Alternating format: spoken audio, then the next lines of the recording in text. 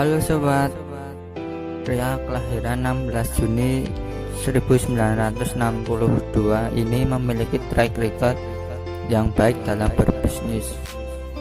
Saat ini ia termasuk dalam orang paling sukses dalam berbisnis di Indonesia.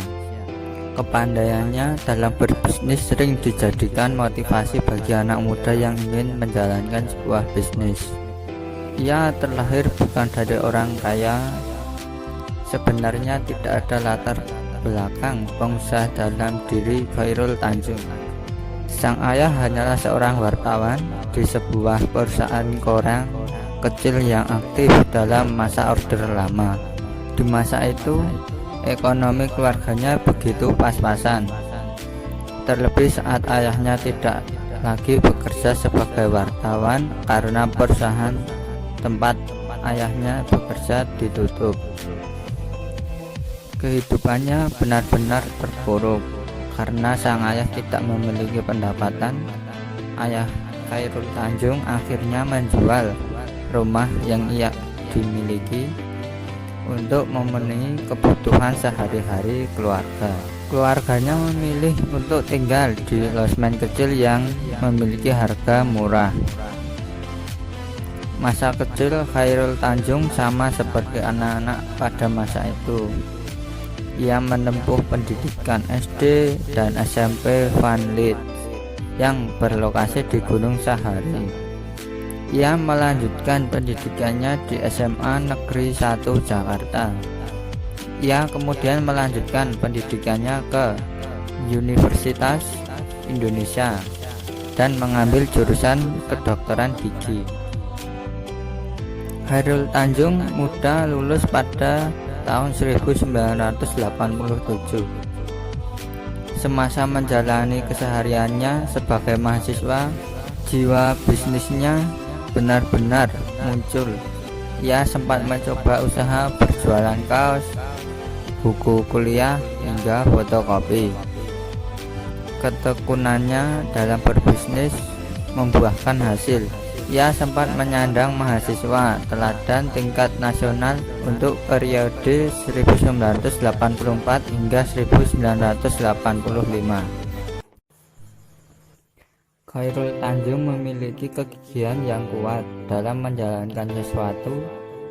Ia pernah mencoba bisnis peralatan kedokteran dan laboratorium, akan tetapi bisnisnya gagal.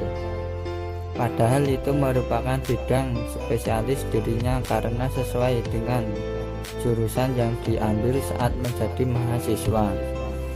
Ia sama sekali tidak menyerah dan mendirikan perusahaan PT Pariyati Sindutama, menjadi perusahaan pertama yang ia bangun bersama 3 orang kerabatnya. Perusahaan tersebut bergerak dalam bidang ekspor produk sepatu anak. Hanya dengan modal 150 juta rupiah, ia mencoba mulai bisnis tersebut. Modal tersebut digunakan untuk keperluan operasional perusahaan. Target pasarnya biasanya negara-negara Eropa seperti Italia. Negara tersebut sempat memesan produk perusahaan Khairul Tanjung dalam jumlah yang besar.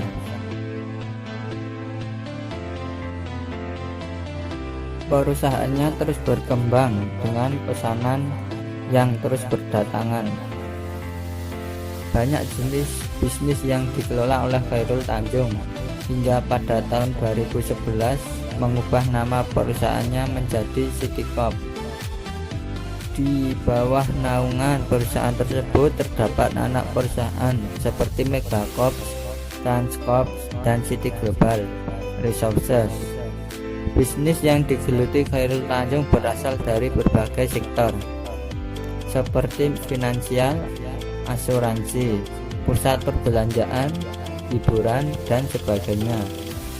Yang paling dikenal oleh masyarakat Indonesia mungkin stasiun televisi Trans 7 dan Trans TV.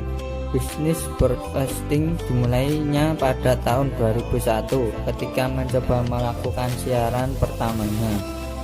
Kesuksesannya bisa dirasakan pada tahun 2008 hingga sekarang ini. Trans TV menjadi salah satu stasiun favorit masyarakat Indonesia.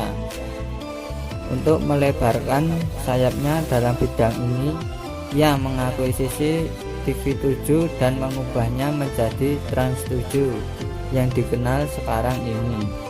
Itu menjadi gambaran betapa kekayaannya pria bernama Chairul Tanjung ini. Kepandaiannya dalam berbisnis ternyata juga tertular kepada anaknya yang akrab disapa Putri Tanjung. Wanita tersebut memiliki keberanian yang sama seperti ayahnya dalam berbisnis.